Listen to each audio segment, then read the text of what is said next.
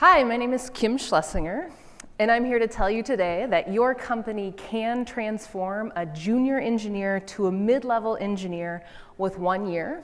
And I'm going to use the remainder of this talk to tell you how.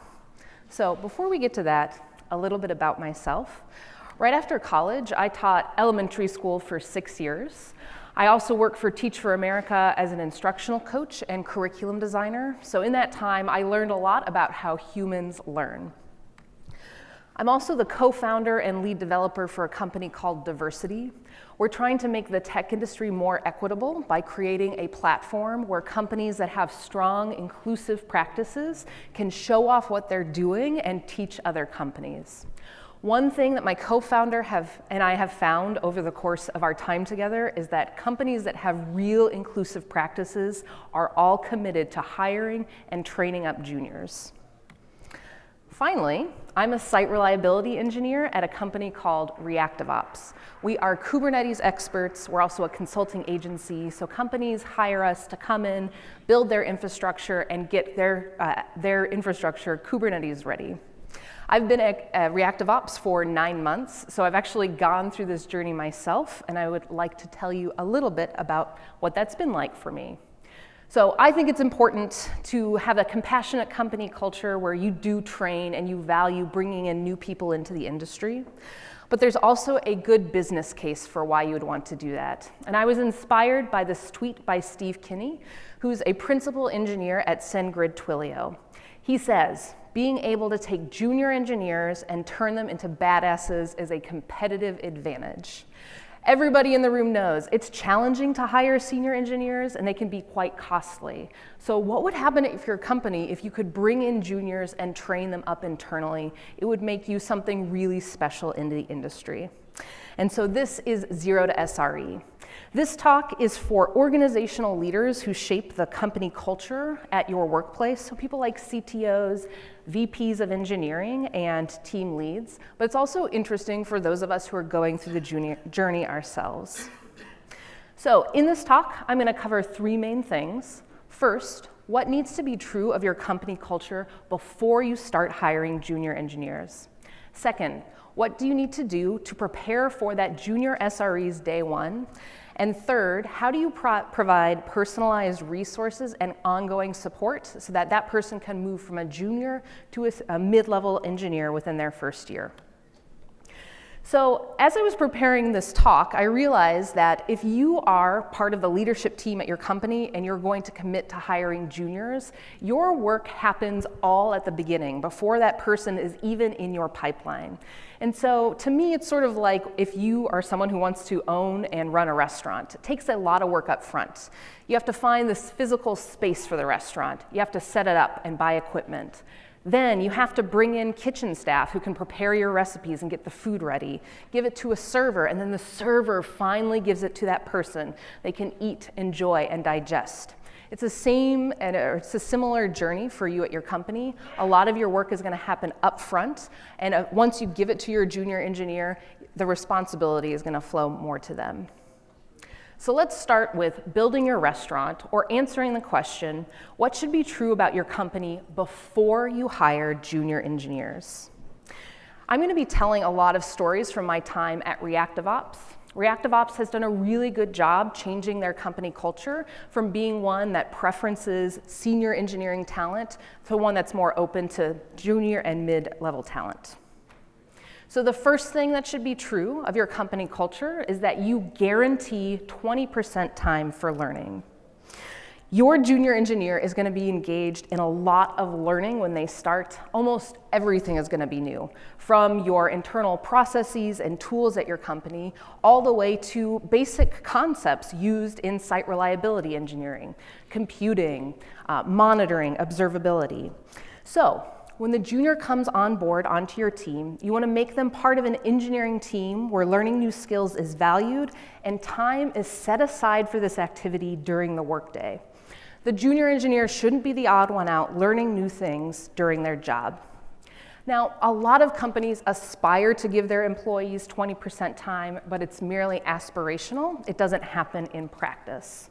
But you can make it real, and the way that you do that is you fold this learning time into your capacity planning. So here's how it works at ReactiveOps. Once a week, our VP of engineering and our team leads get together and they look at the numbers of the work that we have done the week before. And before the VP of engineering starts doling out new tasks, maybe a new client or a new internal project that we need to build, they look at the numbers for learning time. We call it ReactiveOps time at my company. So that is the number that gets slotted into our work week first to make sure that it actually happens. Here's how it flows down to individual engineers like myself. This is a picture of a Trello card. That's the project management tool we use. And this is from this week. You can see I'm the person assigned to this card. There's a label called ReactiveOps time, so people know what I'm doing. And I'm reading a book called How Linux Works. I intend to read chapter 5 of that book by the end of the week. This goes into our project planning workflow, and every week during our team meeting, we talk about what did you do for ReactiveOps time last week? What are you planning on doing it for this week? And in the event you didn't get your 8 hours in, what went wrong, and how can we support you in getting that? So getting that 20% time, it shouldn't be aspirational, it should be real. You want to measure it, give it points, reflect on it, because you can't manage what you don't measure. So in addition to guaranteeing that 20% time for learning, you and your company want to create a culture of error. A culture of error is a place where people at your organization expect error and praise risk-taking. It's a lot like the sense of psychological safety that Logan was describing in her talk.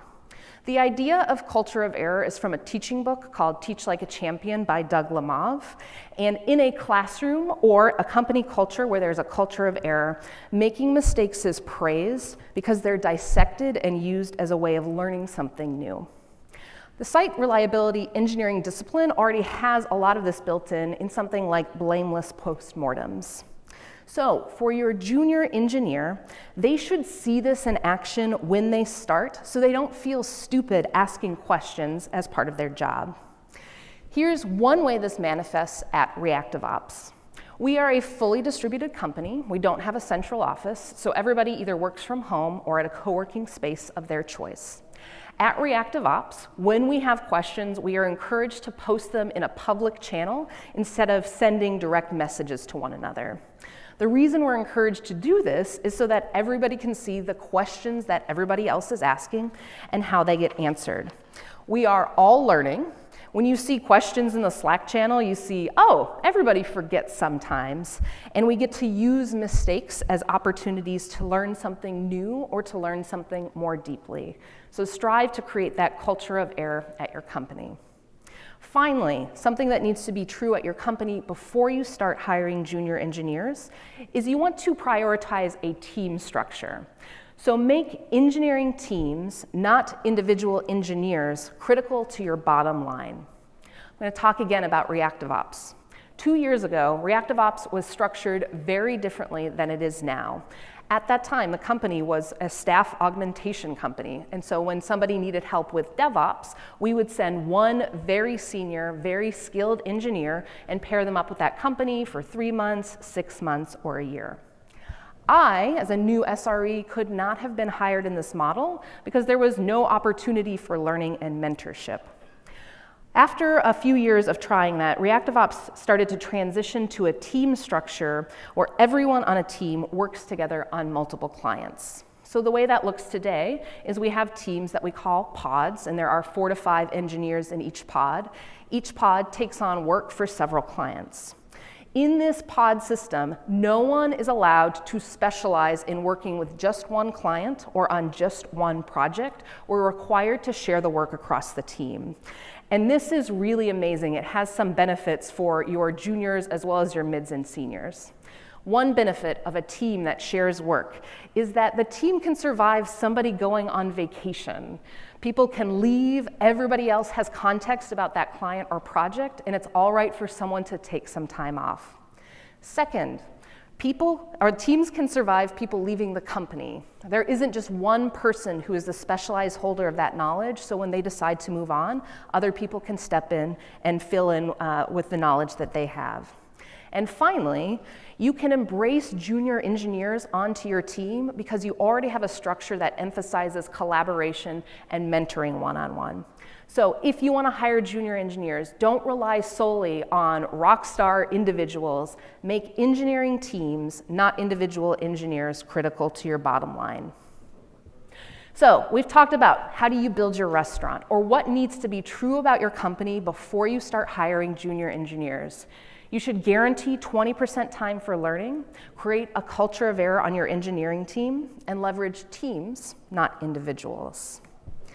Once you have that in place, now you can start thinking about, we're gonna hire our first junior engineer and we're gonna train them up and make them a mid within a year. So you have a lot of preparing to do as well as serving. The way that I'm going to talk through this part is I'm gonna break it down into what needs to happen on the junior engineer's first day, what needs to happen during their first week, their first 90 days, and finally their first year. We're gonna start with the first day, and you as an engineering lead at your company have a lot of things to prepare before that person starts. So let's dig in. So it's the junior engineer's first day. They're going through your standard onboarding training, and they're learning a little bit about your company. In addition to all the normal things that they would do to onboard onto your company, you need to provide them with a list of clear and measurable expectations describing what's expected of them in the role that they've been hired into. In our industry, I believe the best way to communicate these expectations is through an engineering leveling doc. An engineering leveling doc has a description of the different roles in your engineering organization and describes specific behaviors that are expected of people in these roles. I'm going to show you an example leveling doc from a company called Truss. They're based out of San Francisco, and I like their leveling doc for a couple of reasons. One, it's public. You can go and find it on the internet and look at it. Two, the expectations for each role include both technical expectations as well as more general behavioral expectations. And three, there aren't too many expectations listed for each role. I have seen some engineering docs that are several pages long, and to me that feels really overwhelming. And so the Trust doc is very concise and relatively simple. So this is one page from their engineering leveling doc. It describes what a novice engineer should be doing as well as an advanced beginner. And I want to dig into this first column here, which describes the levels of engineers and provides a high-level summary of what each of those levels does. So it's a little bit easier to read. I've brought it onto this slide. So let's look at the first level. That is novice. And the engineering leveling doc says that a novice is not yet ready to undertake work for a client. They should pass quickly through this level. The reason I like this, you actually have a role for a brand new site reliability engineer at your company. You're telling them, we know you're not going to be able to contribute to client work right away, and that's all right. Move through and learn these skills described in the doc, and let's move you right to advanced beginner. Advanced beginner, the description here is that the engineer should be able to work as a junior engineer on a client team with more or less help from a senior trussel on the team. I like this description because it implies that the advanced beginner engineer is going to be doing client work, but they're going to be receiving a lot of support from a senior engineer, which is great. So provide these roles, provide a high-level summary so that your new SRE can tell a story about what they're doing, why, and where they're moving to. Another part from the Trust leveling doc that I like is in the expectations column. And this expectation is for a novice engineer. This does a great job of demonstrating clear and measurable outcomes. It says, the novice engineer attempts to characterize and resolve roadblocks through 5 to 15 minutes of Google searching before reporting. This is very measurable, and it's really easy to communicate to the engineer. You can say, hey, you're gonna be doing some work, and you're gonna get stuck. You're gonna encounter a roadblock. You need to spend at least 5 minutes, but no more than 15 minutes searching for this before you ask for help. Now, the time may be different for you and your organization, but it's really clear to the engineer what they should do. Inevitably, your new engineer is going to spend more than 15 minutes Googling. They're going to go down a rabbit hole. And this is a nice way for you to set expectations once again and say, hey, I noticed you spent maybe an hour or two working on that problem. Remember, after 15 minutes of searching, come see me and we'll talk. So a great example of clear, measurable expectations for a novice engineer. This next one is from the advanced beginner role, and it says, breaks moderately sized tasks down into smaller units of work upon request, and reviews breakdown with senior engineers. I like this expectation for a lot of reasons. The first one is you're telling the junior engineer what size tasks they should be pulling off of your project management system. Medium-sized. Then the skill that the person is working on is taking a medium-sized task and breaking it down into smaller units of work. A great skill for engineers. Finally, this expectation has built in that the junior engineer should pair up with a senior and describe their thought process. They're going to get a lot of feedback through that conversation, and this is built into the expectations doc. So, through an engineering leveling doc, you provide a really clear pathway to promotion for your junior, mid, and senior engineers. You give clear and measurable expectations so people know what they're aiming for. So the engineering leveling doc is a lot of work if you don't have one, but once you have one, you're going to make small tweaks and you'll be able to give it to all of your engineers. So that's one thing you need to have prepared on day one. Another thing that you should have prepared on day one for your junior engineer is a technical learning plan that is aligned with the day-to-day work of what your engineering team is doing. So there are a lot of learning plans on the internet, lots of great content, but you want to create a path that looks like the work that your engineers do. Although you can start with a template, you want to tweak the learning plan so that it reflects the skills that your junior SRE already has or doesn't have, and you found this out during their job interview. When I was at ReactiveOps, within the first 2 hours at work, someone handed me a learning plan, and it was amazing because it reflected what skills I already knew. They took that out, and it showed what I needed to learn. And so here are some example topics that were on my learning plan.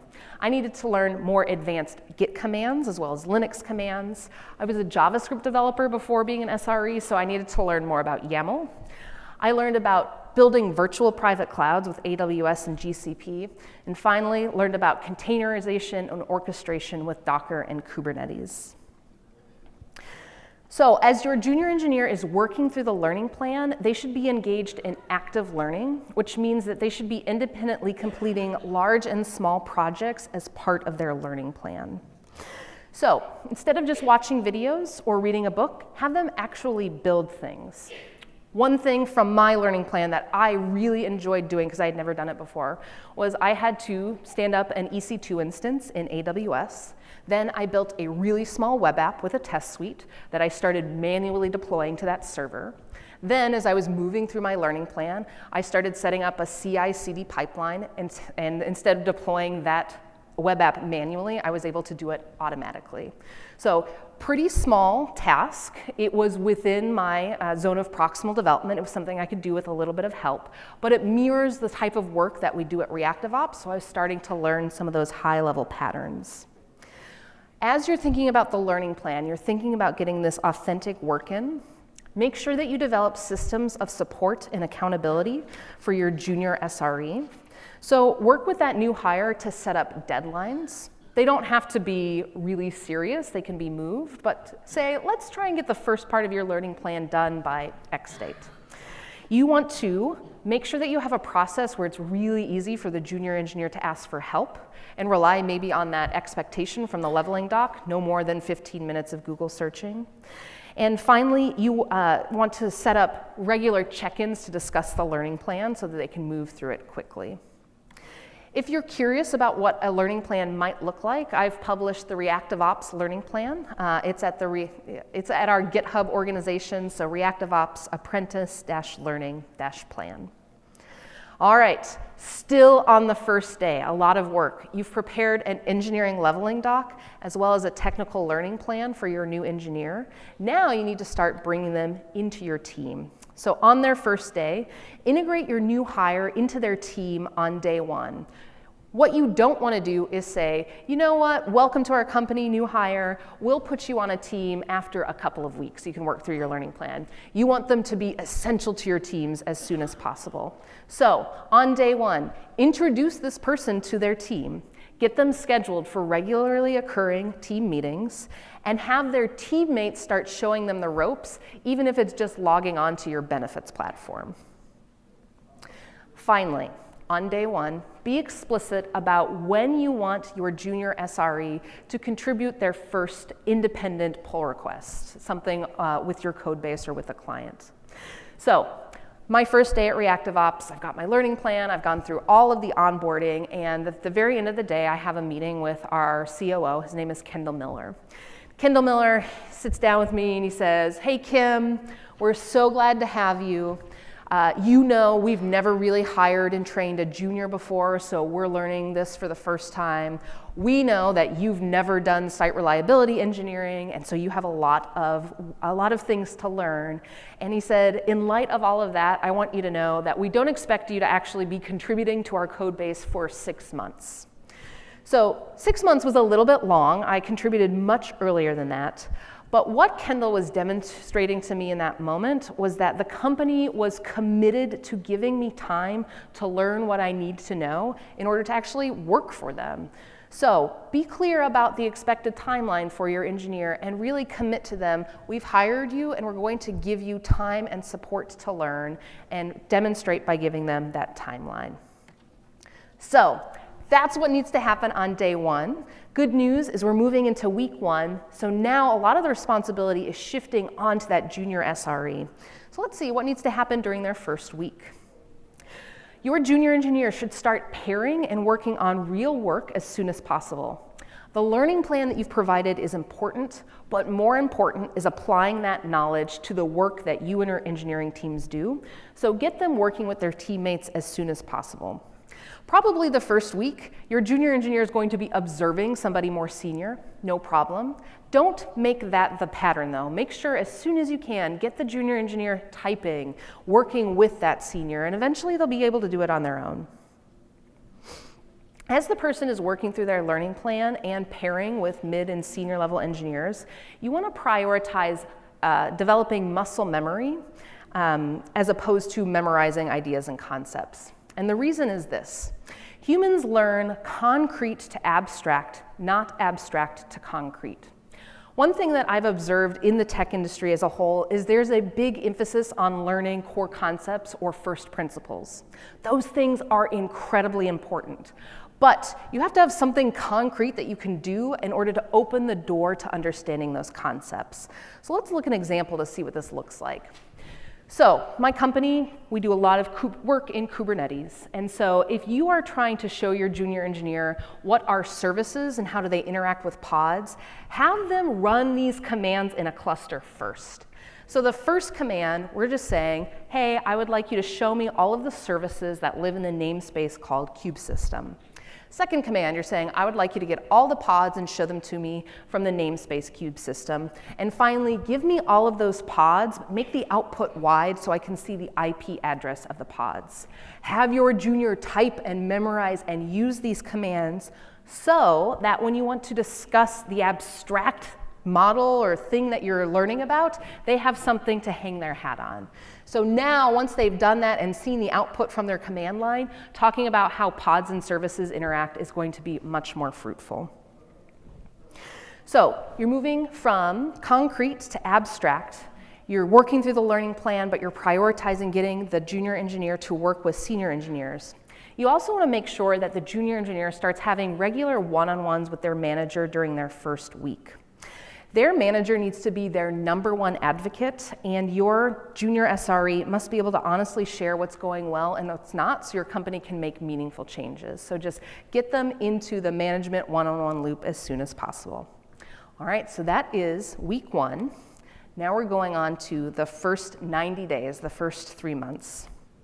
So you should definitely tell your junior engineer before you hire them that you're doing this, but I recommend doing a 3-month or 90-day trial period. The reason this is nice is that's what happened to me at ReactiveOps, and the company said, we're going to hire you, we're going to do a 3-month trial period to see if you're a good fit, but we also aren't sure if you want to be a site reliability engineer, so try it on for 3 months, and if you don't like it, there's a time where it's easy for you to go. This was good, this made me feel safe, it let me feel like I could experiment, and the good news is I really like site reliability engineering, so I got to stay. You want to review the new engineer's progress compared against your leveling doc. You can say, hey, you're able to do all of these things as described in the doc, and here are some things that you're not yet able to do. Let's write goals and make a plan to get you to be able to do these things. You also want to start shifting the balance of how much time the junior engineer is spending on their learning plan versus how much time they're spending doing real client work. And so in the beginning, they're going to spend a lot of time on their learning plan, and eventually you want that to shift so that learning time becomes part of that 20% time that's just normal for your team. Once they are done with the learning plan, encourage your junior engineer to engage in formal learning through exam prep, a book club, or an online course. Now is the time that you want to start digging into those core concepts and first principles because the junior SRE has something to work with. So what did I do? A couple months after I started at ReactiveOps, I took an exam, the AWS Cloud Practitioner exam. It's a multiple choice exam, and really what you do is you memorize a lot of the service offerings in AWS. So I took that exam, but I learned a lot about AWS, and I'm able to navigate through the console a lot more efficiently than I was before. I've also taken the Certified Kubernetes Application Developer exam. It's called the CCAD. This exam is very hands-on. You actually get dropped into a cluster and you're asked to build lots of things within 2 hours. This exam has been incredibly helpful at my job because in taking the exam, I've had to do a lot of things in Kubernetes that I don't do during my day-to-day, and I'm starting to understand what does the platform do and what can it not do in a way that I'm not just at work. So first 90 days, encourage that formal learning. Also, hire more junior engineers. It can be really hard to be the only junior in a sea of seniors. I know this firsthand. And you have a lot of feelings. You go on an emotional roller coaster. And so you want to start hiring on more people so that that person has someone to commiserate with, but also your junior engineer is going to want to help that other person. And we just brought on another junior at ReactiveOps. In helping that person, I see how much I've grown in the last 9 months, which has been a great confidence boost for myself. So that was the first 90 days. Now we're at your first year. Once again, review the new engineer's progress as compared against your leveling doc. Promote your new, or not new anymore, promote the SRE when they've leveled up. And then pat yourself on the back because you've done something that's relatively uncommon in the industry. You've taken someone who's a junior SRE and you've leveled them up to a mid-level engineer within 1 year. So, your company can transform a junior engineer to a mid-level engineer within 1 year. Some things need to be true about your company culture. You should have 20% time for learning. You should develop a culture of error. And your company should make money because the work of teams, not individual engineers. Before the junior engineer starts, create a leveling doc and a technical learning plan for that person. On their day one, have them integrated into their new team, and then start rolling them into what your company does. Move them into that 20% learning time, and then start reviewing their progress against your engineering leveling doc. So these are some of the credits. I really want to call out the pictures by women of color in tech chat. Also, ReactiveOps is hiring. We're hiring apprentice-level engineers, mid-level, seniors, team leads, all over the spectrum. So if you're interested, please come talk to me after. Thank you so much. My name is Kim Schlesinger, Kim Schless on Twitter. You can find me these other places.